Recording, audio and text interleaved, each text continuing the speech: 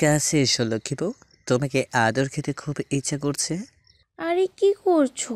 ছাড়ো, লাগছে। লেখার জন্যই তো জড়িয়ে ধরেছি সোনা। না, আজকে এসব কিছু হবে না। আজকে আমাদের বড় একটা সারপ্রাইজ আছে।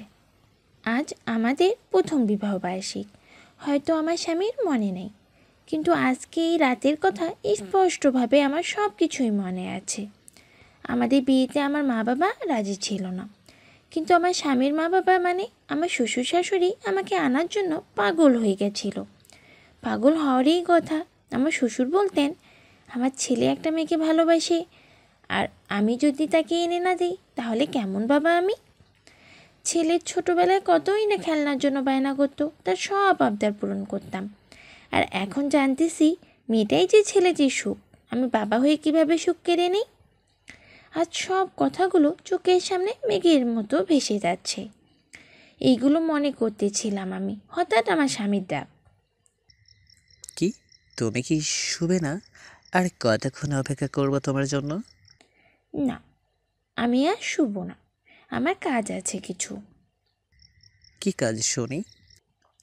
আছে কিছু কাজ, যাও তুমি ঘুমাও।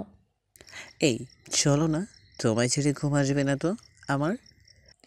বললাম তো আমি শুবো না, একটা কথা কতবার বলবো, হ্যাঁ? দেখো বিছানা, আমি ঠিক করে শুয়ে তোমার জন্য অপেক্ষা করব।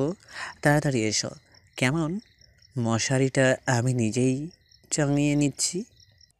ঠিক আছে, এখন যাও। 1 ঘন্টা হয়ে গেল, এখন এলো না তুমি। আর মোবাইলে কি কাজ করছো যে আমার কাছে আসা যাবে না? চ্যাটিং করতেছি ফ্রেন্ডদের সাথে। ঠিক আছে, যা খুশি করো। এই বলে আমার স্বামী ওই দিকে ঘুরে শুয়ে পড়ল। আমি বুঝতে পারলাম অনেক রাগ করলো। জানি না আজ রাগ ভাঙাবো কীভাবে, কিন্তু সারপ্রাইজ দেওয়ার জন্য তো এইটুকু রাগ উঠানো দরকার ছিল, তাই না? আস্তে আস্তে আমি উঠে নতুন বউয়ের মতো করে সাজলাম, কারণ আমাদের বিয়েটা এভাবে হয়েছিল। বিয়ে হওয়ার 5 মিনিট আগে বুঝতে পারছি আমার আজ বিয়ে। না মেহেদি পরেছিলাম, না গায়ে হলুদ হয়েছিল, না বিয়ে সাজ সেজেছিলাম। তাই আজকে আমার স্বামীকে সারপ্রাইজ দেওয়ার জন্য এতক্ষণ লাগাইলাম। ঘরটাও কিছু মোমবাতি ফুল দিয়ে সাজিয়েলাম। আমার স্বামীর নাম আবির। আবিরের জন্য একটা ঘড়ি কিনে আনছি, তবে অনেক কষ্ট করে। আবিরের থেকে রোজ 10 টাকা করে নিতাম আর জমা করতাম, সেই টাকা দিয়ে ঘড়ি কিনে আনছি। আবিরদের আর্থিক অবস্থা খুবই খারাপ, তাই আমার বাবা মা বিয়েতে রাজি হন নাই। হবেই বা কেন, কার বাবা মা চায় না তার মেয়ে ভালো ঘরে বিয়ে হোক? কিন্তু বাবা মা শুধু তাদের মেয়ের সুখ ধনী গরিব দিয়েই বিচার করলো।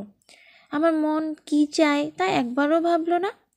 আজ একটা বছর চলে গেল, বাবা মাকে দেখিনি, তারাও দেখতে আসেনি আমাকে। আমার স্বামীকে তারা এতটাই ঘৃণা করে যে মেনেই নিতে পারছে না, তার সাথে এখন আমাকেও। খুব মন কাঁদে যখন আবির বলে ফোন করে কথা বলো, কিন্তু আমার সাথে তো তারা কথাই বলে না। আজ তো আমার এইসব মনে করে কাঁদার কথা না।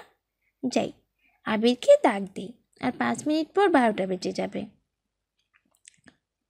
আবির, এই আবির, কি হলো, শুনছো না কেন? আবির, রাগী কণ্ঠে। যাও কাজ করো। এত রাগ? কিন্তু আমি তো দেখতেছি তুমি হাসতেছো আর আমাকে রাগ দেখাচ্ছ। না, মোটেও না। আজ আমি সত্যি সত্যি রাগ করেছি। আচ্ছা, আমি মানছি তুমি রাগ করছো, একবার চোখটা খোলো তো। না, আমাকে ঘুমাতে দাও, না হলে আমি কিন্তু অন্য ঘরে চলে যাব।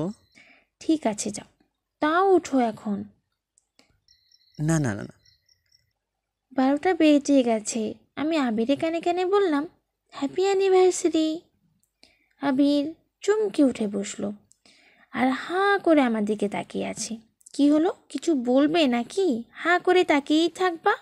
না মানে, তুমি কি আমার বউ, না অন্য কেউ? আমার ঘরে ঢুকে গেছো না তো? অন্য কেউ মানে? তুমি কি আমাকে চেনো না?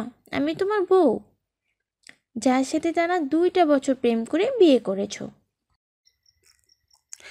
না মানে আসলে তোমাকে এই রূপে কখনো দেখিনি তো।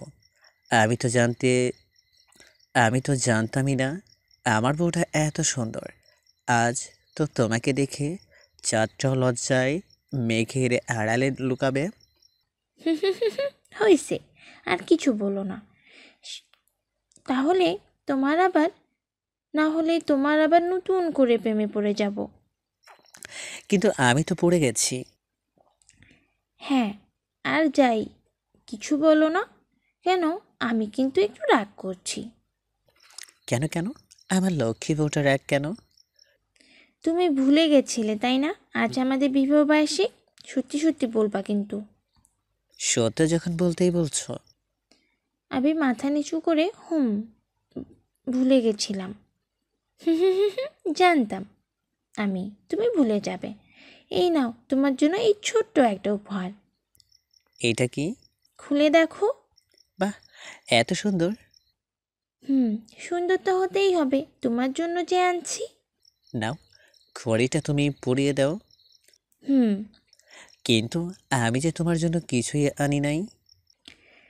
আমি কি বলছি আমার জন্য কি আনছো দাও। আমার কিছুই লাগবে না, শুধু তোমার ভালোবাসা ছাড়া। তোমার বুকে রেখো আমাকে, তাই হবে।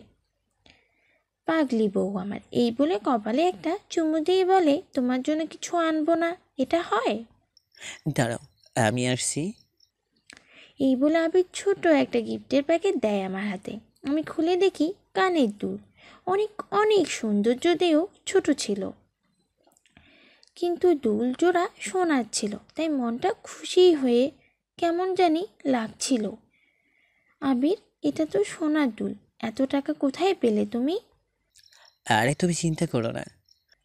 না, বলো তুমি। কিছু টাকা আমার নিজেরাই জমা করেছিলাম, আর কিছু ধার করেছি। কিন্তু তুমি চিন্তা করো না, আমি সামনের মাসে শোধ করে দিব। আমার লক্ষ্মী বউটা কান্না করলে কিন্তু চোখের কাজল নষ্ট হয়ে যাবে। পচা, তুমি খুব পচা। জানি আমি, যেমন আছি তোমারই তো। আর কান্না নয়। কাঁদবো তাই কি? তাহলে কিন্তু এতক্ষণ যে সুন্দর চেহারার প্রশংসা করেছিলাম, কান্না করলে কিন্তু ভূতনিদের মতো লাগবে। যা পচা, অনেক ভালোবাসা। জানি আমি। আর কি জানো? আমি শুধু আমার আর কাউকে দিব না। আমিও তোমাকে ছেড়ে কখনো যাব না। তার মানে তুমি আমাকে জ্বালানোর জন্য থেকেই যাবে। আবির, মারবো কিন্তু। আচ্ছা আমার লক্ষ্মীটি, আমার বুকে ঘুমাও। তারপর একে অপরকে জড়িয়ে ধরে ঘুমিয়ে পড়ল। থাকুক না এভাবে ভালোবাসা চারদিকে ছড়িয়ে। ধন্যবাদ আমাদের সাথে থাকার জন্য।